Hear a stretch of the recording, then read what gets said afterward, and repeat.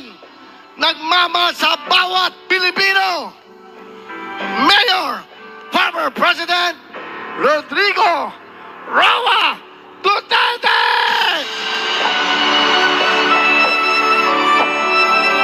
Lights, please, lights.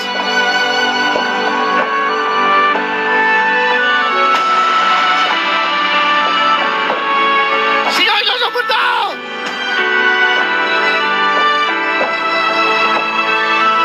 Ang nagmalasakit, nagmahal.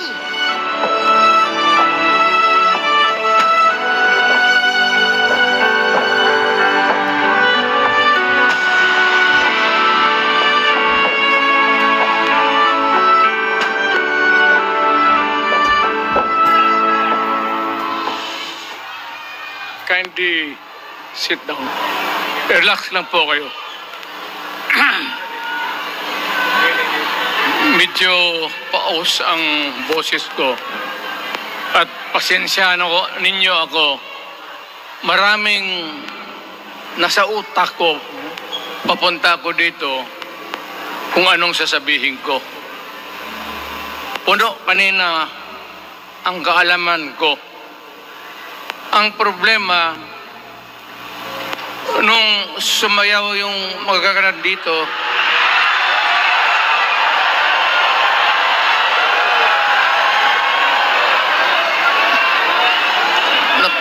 nakalimutan ko. Matanda na rin kasi ako. Ano ito? Meeting de avance? Alam mo, nung unang panahon, wala naman tayong kamuang-muang, wala naman tayong kalaban, wala namang nagagalit sa atin.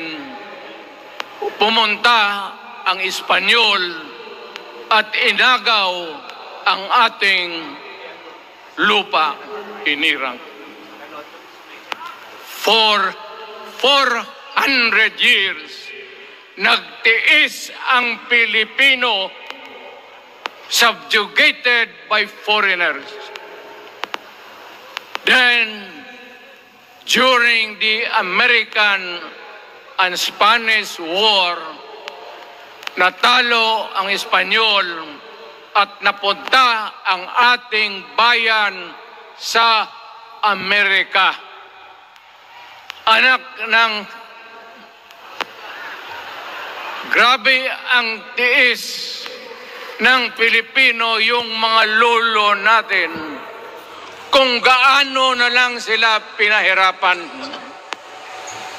Alam mo noon, kung hindi ka magsimba, ay may mga pare nandyan, they know the history of Christianity. Alam mo noon, kung hindi ka magsimba, 10 palo sa katawan mo. You doubt my... Ayan si Father Ivasco, Chief of Staff ko sa City Hall. Siya yung NPA leader doon sa Libungan. May plenum ang komunista. Itong mga sundalo natin, nandito sa harap ko, nahuli yan si Ivasco. At ako naman ay fiscal noon, pumunta ako sa Katitipan para i-administer ko yung oath niya, yung statement niya kung totoo o hindi. Pagkatapos noon, sabi ng mga sundalo, Piskal, papatayin namin itong 2 pare. Father Tison, Waray, pati si Father Ivasco. Bumaba yan sila sa Visayas para makiksapalaran sa NPA. Sabi ko, wag, kasi pare yan. Puta, alam mo, ang Diyos nandyan eh. kung ito lang naman ang prinsipyo, ideolohiya, hindi naman kriminal yan, kidnapper o pusher. Sabi ko, kulungin na lang ninyo. So, sa matagal na panahon, sulat siya ng sulat kay Cory. Eventually, na-release yan sila lahat, pati na ang asawa nila Quintanar, yung mga komunista, mga Esparo, nanggaling dito at naging uso sa buong Pilipinas, yung pagpatay. Wala. Barangay captain, konsehal, military, navy, police, puro may pamilya. Anak ka ng kakawalang kwenta yung ideolohiya. Kung hindi mo man lang mabinta sa mapayapa na panahon, so kinuha ko siya Chief of Staff, tapos umuwi siya sa Bohol, naging governor. Pare ito. Nandito siya ngayon, kasama tayo, at maraming salamat. You guys from other parts of the Philippines nagpunta rito para lang makipagduyog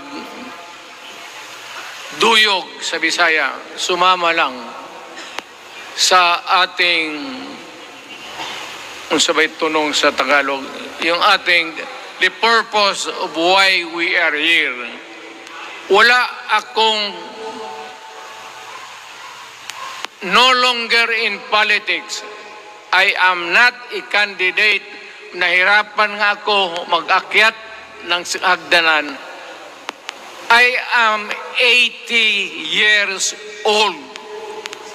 Hindi, 79 lang, pero hindi binibilang yan eh. Sabi malas daw. Sabi ng asawa ko, 80 na ako. O sige, 80 na. Pero nung lumabas itong People's Initiative, okay man yan. Abogado ako. There are 3 ways of amending the Constitution. Mag-constitutional convention, mag-election tayo sa political districts ng representante para sa assembly to convene there and propose changing or modification of our Constitution. Itong People's Initiative, pati itong Congress, they would convert the Congress into a constituent body and propose the Constitution. Alinman dyan sa lahat, it will be submitted to the people for ratification. Ang problema dito, ako, Mr. President, Ma'am Lisa Araneta Marcos, hindi ninyo ako kalaban. Wala akong sinasabi ng masama. Hindi lang ako makakampanya noon. Alam mo, iniiwasan ko ito.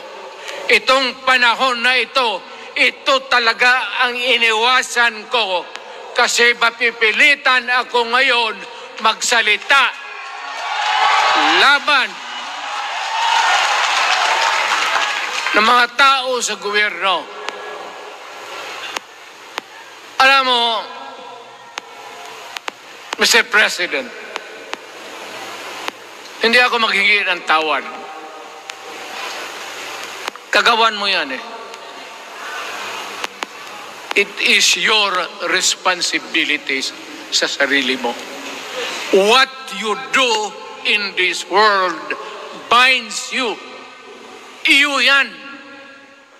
Huwag mong sisihin ang ibang tao kasi sarili mong utak at katawan yan. Nung ako'y mayor, pinakitaan ako ng evidence ng PDEA. Doon sa listahan, nandoon yung pangalan mo. Ayaw kong sabihin yan kasi magkaibigan tayo. Kung hindi magkaibigan, magkakilala. Ikaw pumapasok kayo ng alanganin. Mr. President, baka susunod ka sa dinaanan ng tatay mo. Diyan ako takot. Ayaw ko mangyari sa iyo yan. Pabor lang, ako namang nagmamakaawa kasi it will divide the nation at madugo itong panahon na ito. Alam mo, Mr. President, sabihin ko maya sa tao kung ano ka.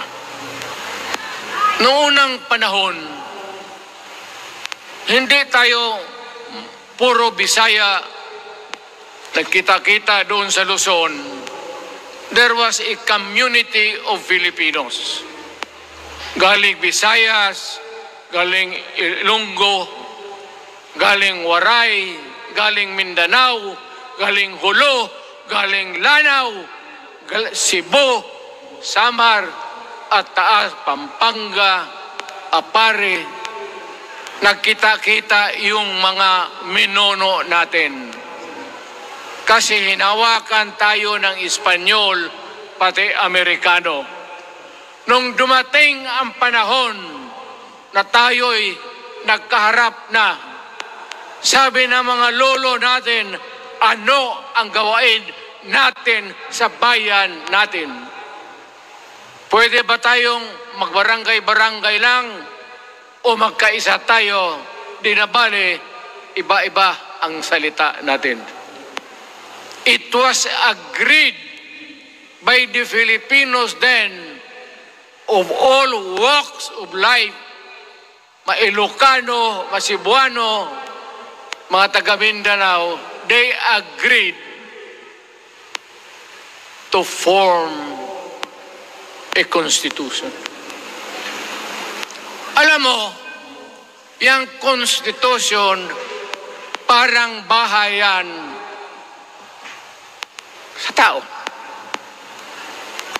May poste. Sabi natin, magawa tayo ng magandang opisina where we can meet and talk about the destiny of this country.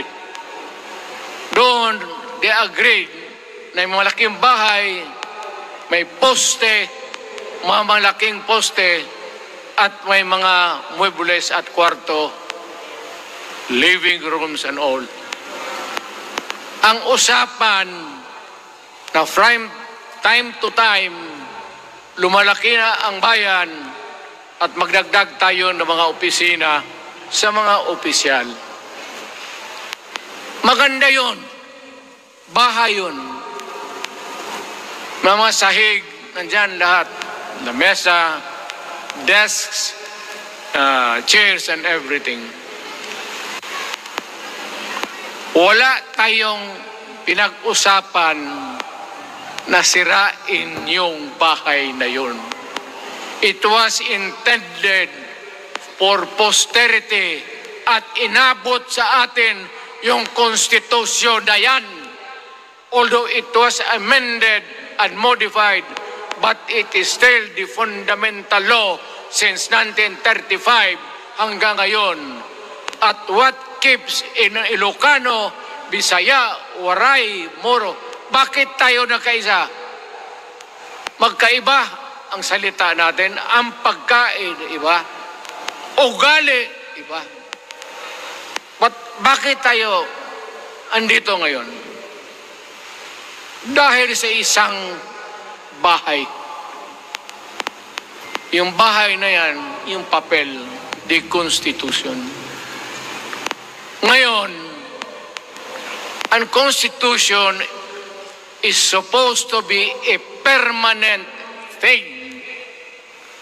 Ang batas na binigay ng Constitution sa Congress, sa lawmakers, they can make laws every day, modify, change it if they want, every week.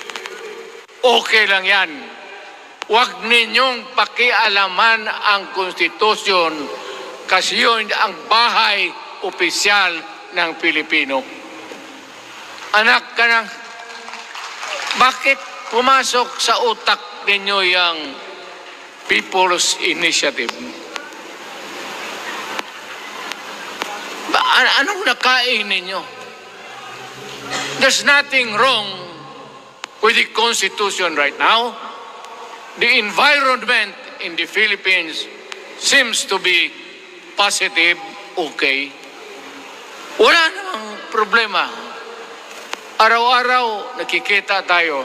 Punta Maynila, marami akong kaibigan, mga brad ko, mga classmate ko. Okay ang buhay natin.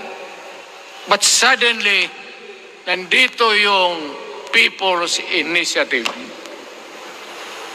Alam mo, sa umpisa pa lang, nagdududa na ako. Bakit? People's Initiative manggaling sa tao.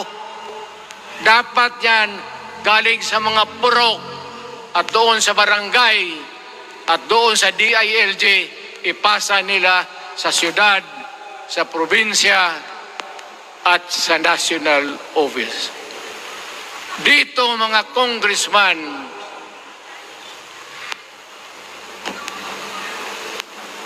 alam ninyo, kung magkaletse-letse yung buhay na ito,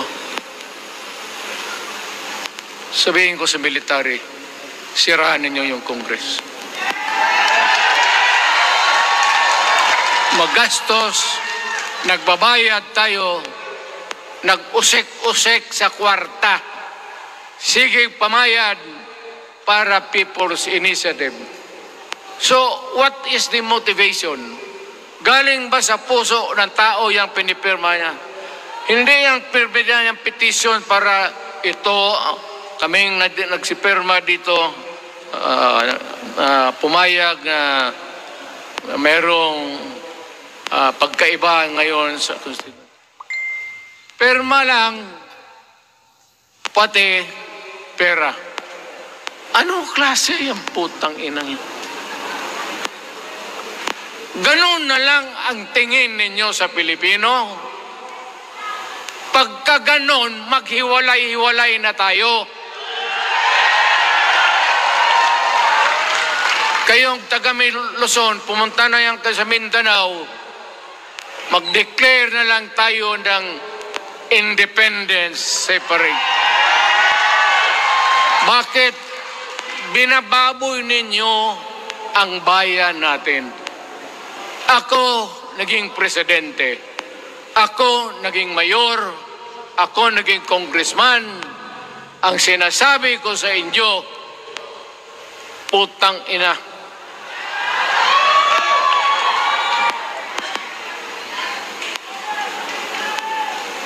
Malinis to. Baka ihi mo ito, ha?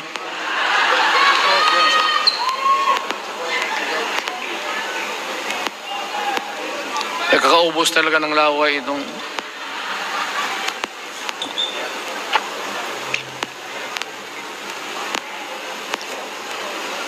What do you expect? The national government, particularly ang Malacanang, anong gusto ninyong response? Niwala kayong mga seminar na ganon. You never educated the Filipino people.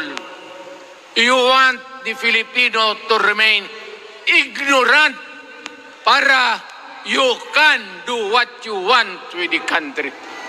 Yan ang totoo.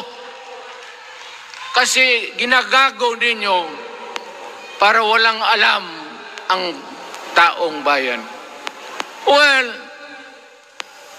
kaming nakapag-aral at may alam kundi, hindi katanggap-tanggap yung ginagawa ninyo. Sa umpisa pa lang, binibili na ninyo yung signature ng Pilipino. Yun ba ang People's Initiative?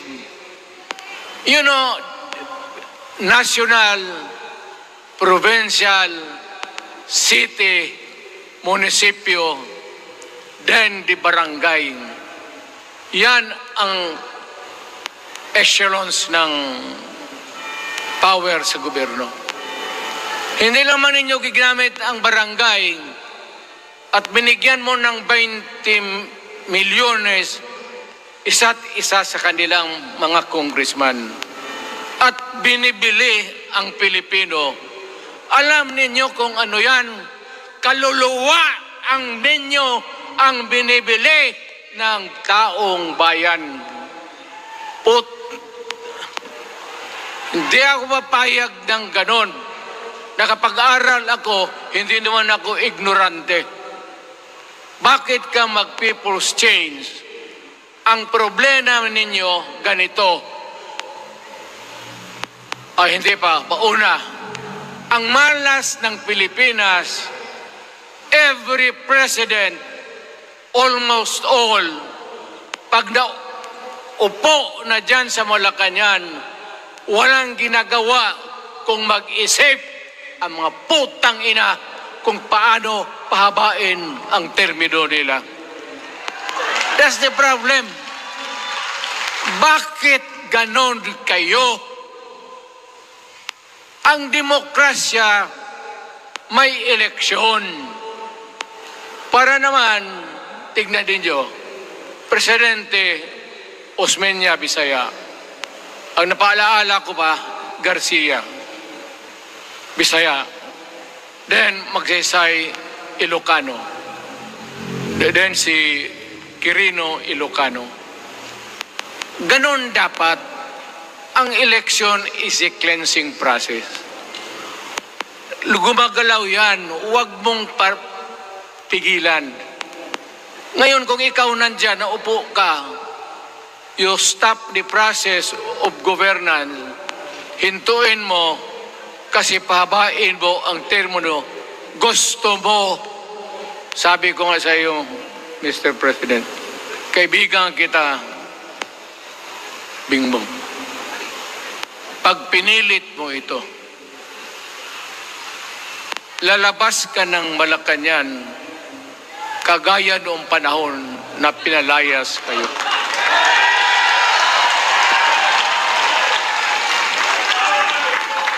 Alam ninyo, kung hindi na talaga ito mapigilan, nandyan ang military pati pulis, makinig kayo. Pag-aralan ninyo kung ano yung pinapakain nila sa taong bayan. At pagka nakita ninyo kung ano ang mali, you correct it. Nasa inyong kamay na yan. Ganito yung plano. Presidential, tapos parliament.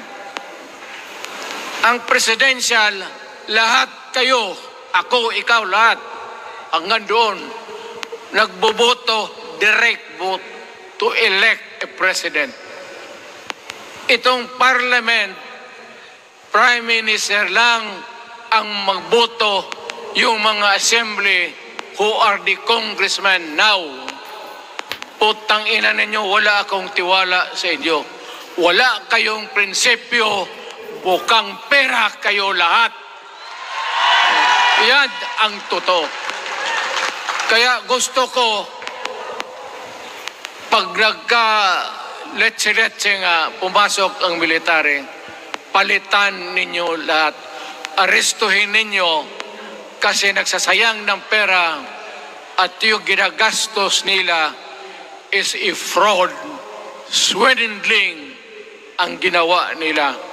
You must account for the wasted money, for the money that you bought the signature of a Filipino, bribery.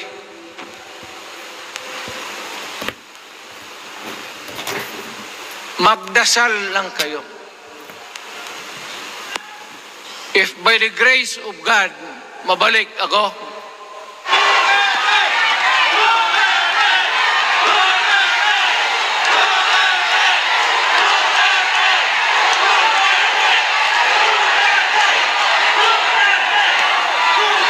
nilagro lang naman yan, hindi ba yan totoo? Utang ina kung mabalik ako, arestuhin ko kayo lahat for the swindling of the Filipino people. You committed fraud. Pinagsayangan ninyo ang pera namin. People's Initiative does not involve buying the vote or the signature of the Filipino. Talagang mga wala kayong prinsipyo, mga putang ina ninyo. Yun naman, baski ano ka, diyan katagal ako, yan, yung sa likod ko, umupo ako diyan. Vice Mayor ako. Diyan, Mayor ako, pinakamatagal. Naging congressman ako. Presidente. Kayo, nagpasok sa Congress, eleksyon, nanalo, SECO. So parang ganito, yung mga para sa mga balaga, pati lalaki. Pasok niyan, SECO. Paglabas niyan, pagkatapos, Rolex na. Pumunta ng Malacanang, nakatamaraw, paglabas niyan, ng Mercedes-Benz. Busog kayo lahat. Tingnan ninyo yung mga bahay noon ng mga congressman at tingnan ninyo ngayon kung ano kayaman sila, lalo na yung mga bahay nila sa Maynila.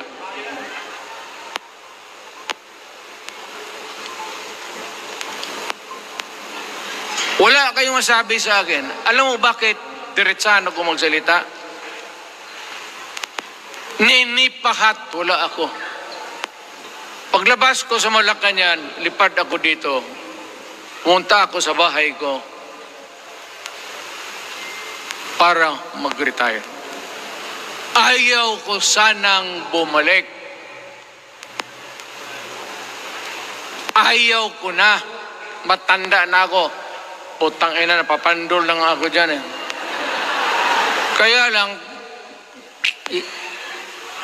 marami akong magandang naisip kanina papunta dito. Kaya yung sumasayaw lang kasi yung mga ali. Nabakante tuloy, nakalimutan ko kung ano ko nang sama. Tangina. Huwag kayong magpaloko. Alam mo, Parliament, ang ambisyon niyan, karamihan, galing kay Lisa Marcos pati kay Romualdez. Bongbong bangag yan.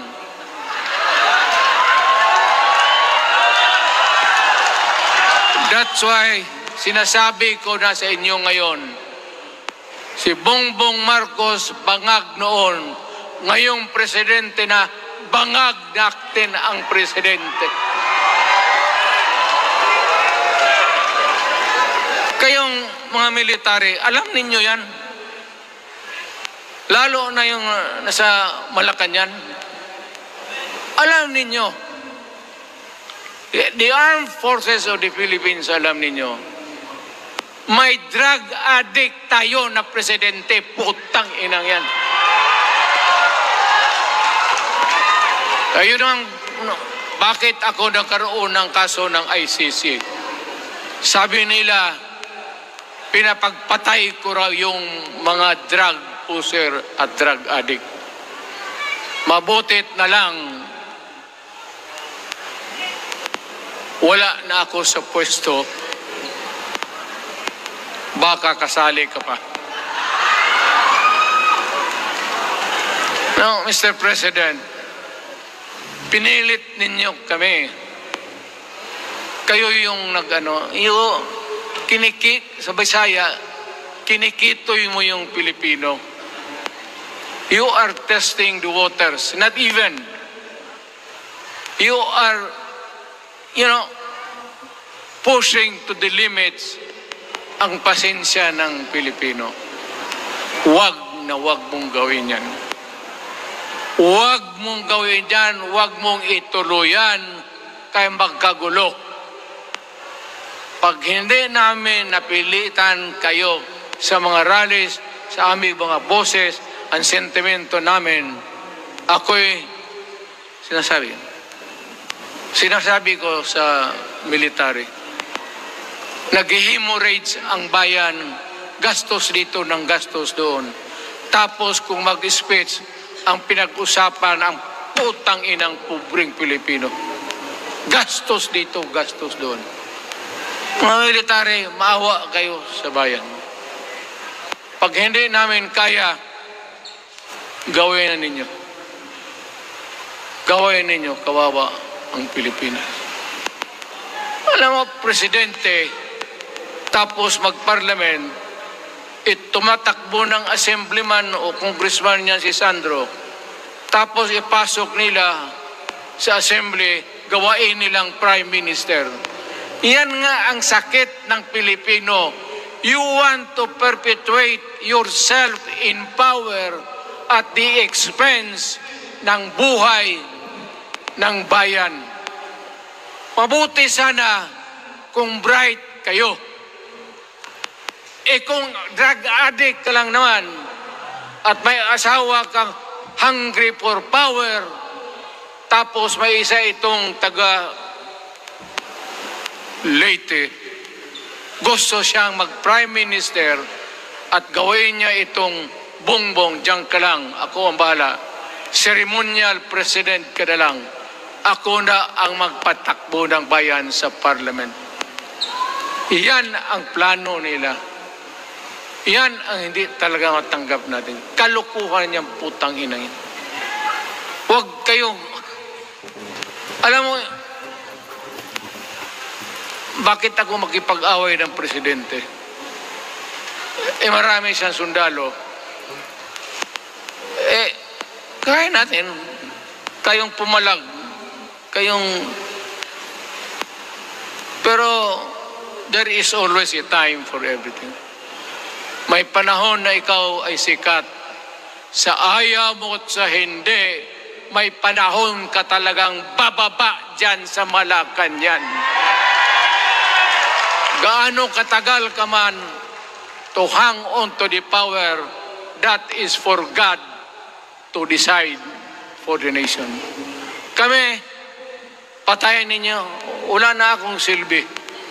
Tapos na ako, naging presidente na ako.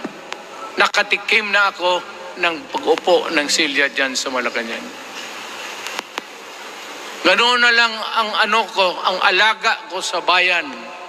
Alam mo ba, tanungin mo yung lahat ng senador, magbisita sila, isang kanin, isang pork chop o isda, sabaw. Noong panahon ko, sabi ko, yan lang ang mapakain ko sa inyo. Walang steak kasi mahal yan. Hindi natin pera itong kinakain natin. Yan ang totoo. Magtanong kayo ng taga-Malacan dyan. Hindi ako nagpabibida. Sinabi ko lang, huwag ninyong kalimutan, Mr. President, ang delikadesa. Mahirap yan. Magkaroon tayo ng... Ngayon, wala naman, yun naman lang ang dapat lang pagpintuhan natin. Huwag kayong pumayag dyan. Binabastos kayo. Alam bakit? Bakit nadalhin tayo sa parliament? Anak ka na. So pag doon, kontrolado na nila, pati yung anak na assured na maging... Yan nga ang mahirap eh.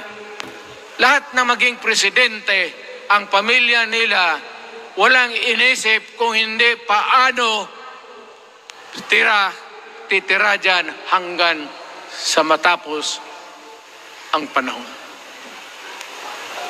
May I remind you, itong election, papalit-palit ito.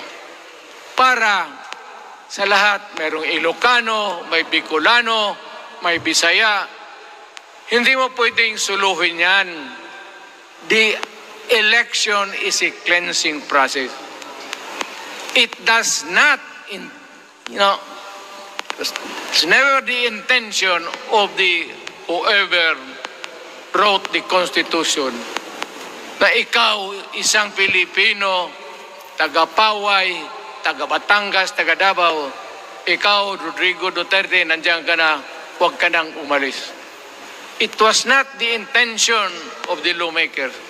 Demokrasya tayo, Mr. President.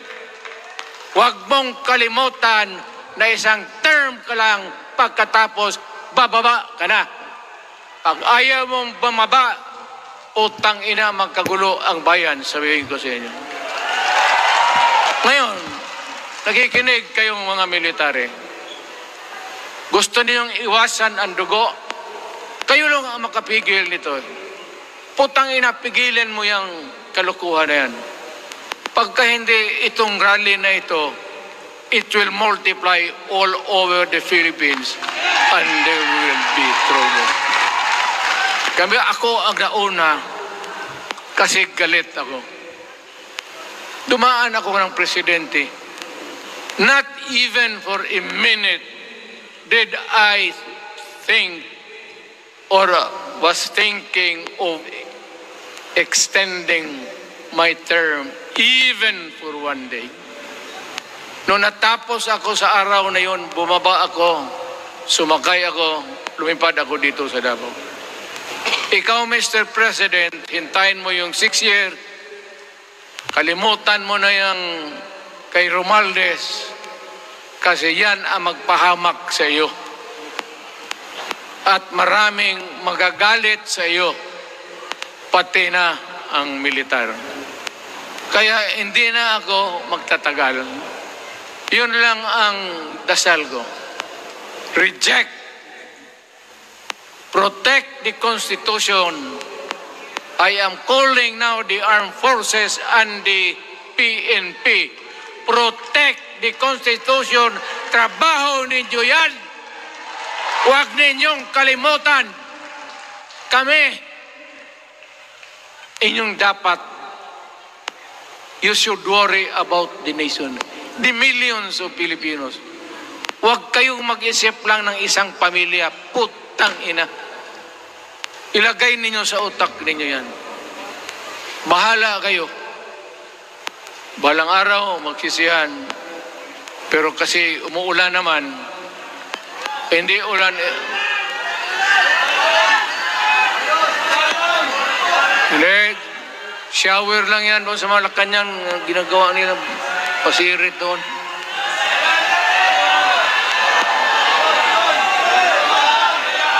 Wala naman rin akong masabi. Kasi hindi ba ito eleksyon? Nakafocus lang ako sa People's Initiative and the way that they are handling the process of the People's Initiative. Ang nangyayari ngayon, hindi yan People's Initiative, kung hindi buying the people for their signatures. Pag-umpisa pa lang, bayaran na. At maniwala ka ng konstitusyon, lalabas yan maganda. Kung pira-pirahin lang tayo. Balang araw, wala na ako sa buhay. Maybe 10 years, 5 years from now, you might want to change some provision. Yung sabi nila, the usual excuses, economic provisions lang ang aming pakialaman. Putang ina, huwag kayong maniwala dyan sa mga yawa na yan. Puro sinungaling ang mga ulol. Alam mo, pag nagtawag ka ng Constitutional Convention through People's Initiative or when you open the Constitution, hindi mo pwedeng limitahan ang powers na yan. It's unlimited. Kung ano ang gawain nila at kung ano ang utos ng may pera, kung bayaran sila, ipagbili talaga tayo. Ipauhanin na lang ako, nagangi ako ng may mga congressman dito. Ito yung matitino. Nandito si Congressman Alvarez. Pumunta talaga siya. Hindi mo kasi niya ako hinayaya. Kapupunta sana ako ng Tagum. Para lang ako galit talaga. Bakit mo putang ina? Siga. Bakit? Bisaya pa makumutan ko na imong naong.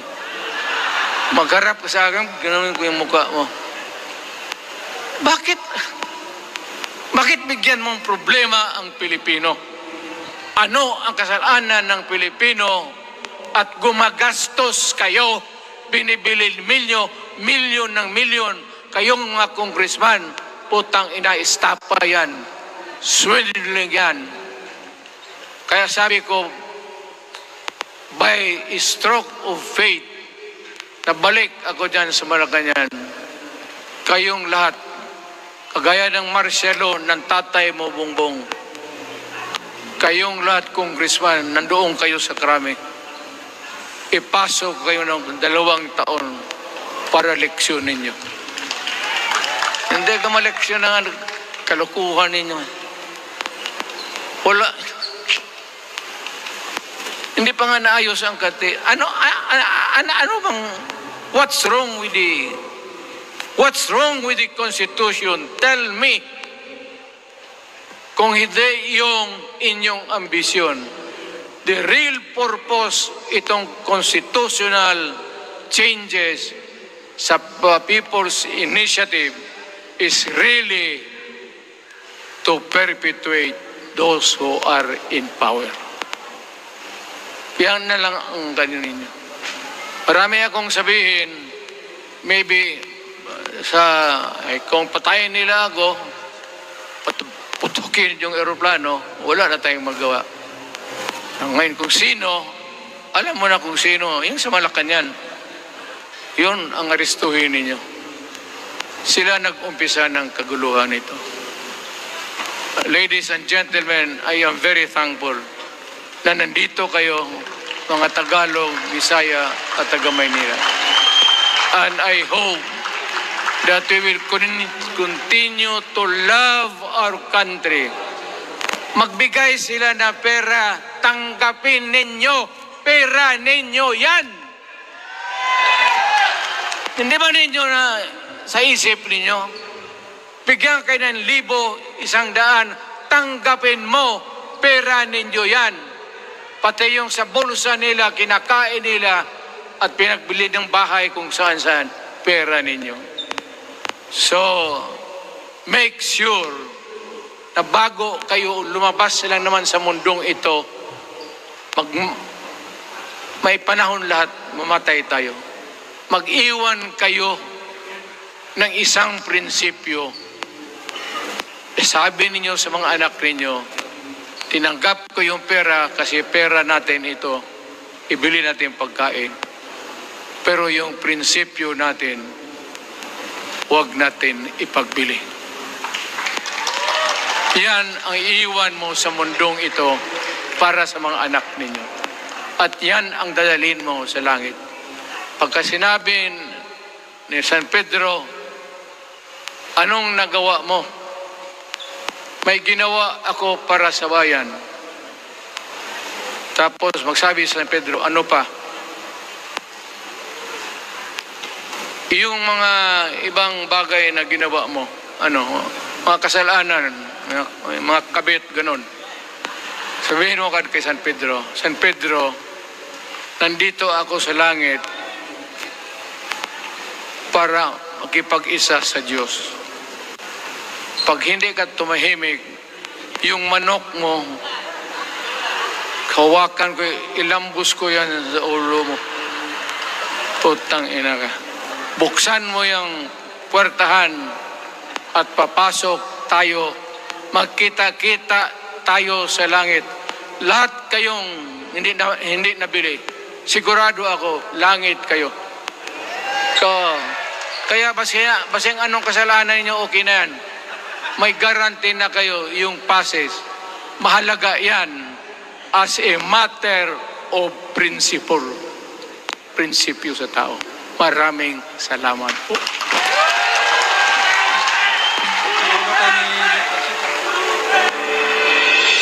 Tatalian gamit ang tamis na salita.